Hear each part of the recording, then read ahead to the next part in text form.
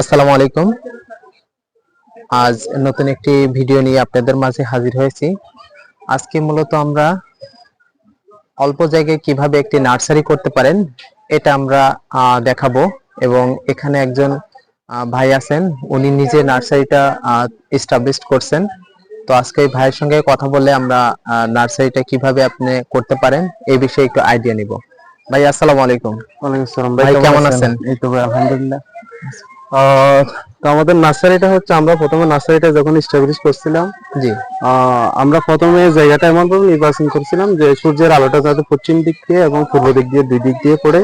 এরপরে হচ্ছে আমাদের নার্সারির যে দৈর্ঘ্য প্রস্থ, এটা হচ্ছে 10 ফিট বাই 15 ফিট। দৈর্ঘ্য হচ্ছে আপনার 15 ফিট, আর হচ্ছে প্রস্থটা হচ্ছে 10 ফিট। তো আমরা নার্সারি যে জায়গাটা আছে, জায়গাটা আমরা মোটামুটি সমান করছি। এরপরে হচ্ছে পলিমিকের যে মাটিগুলো আমরা এখানে ঢোকাবো, মাটিগুলো প্রথমে আমরা তুলে হচ্ছে একটা শুকনো জায়গায় রেখেছিলাম এবং জৈব সার মিশ্রিত করে আমরা এই মাটিগুলো আমরা প্রায় 1 সপ্তাহ ধরে রাখছি।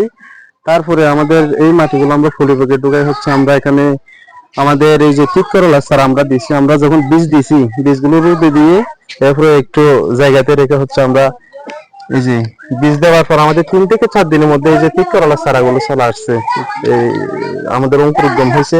এরপরে হচ্ছে আমাদের এখানে আছে মিষ্টি কুমড়া চারা। এই যে এই এরপরে কিছু হচ্ছে আমরা আমাদের লাউয়ের চারা বীজ দিয়েছিলাম, আমরা আমাদের লাউয়ের চারা হয়ে গেছে। এরপর আছে আমাদের পেঁপের চারা।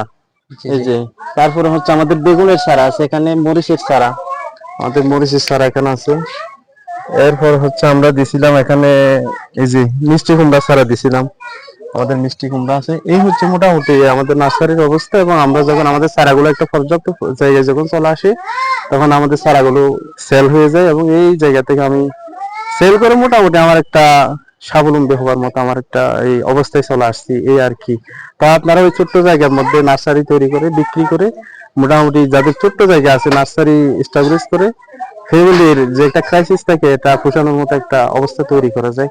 এ হচ্ছে আমার নার্সারি মোটামুটি অবস্থা। তো সবাই ভালো থাকবেন, ধন্যবাদ সবাইকে। ভাই আপনাকে আসার জন্য অসংখ্য ধন্যবাদ। ধন্যবাদ ভাই। আপনারা আসলে দেখতে পারলেন ভাই যেভাবে বললো যে অল্প জায়গায় কিভাবে আপনি নার্সারিটা করতে পারেন।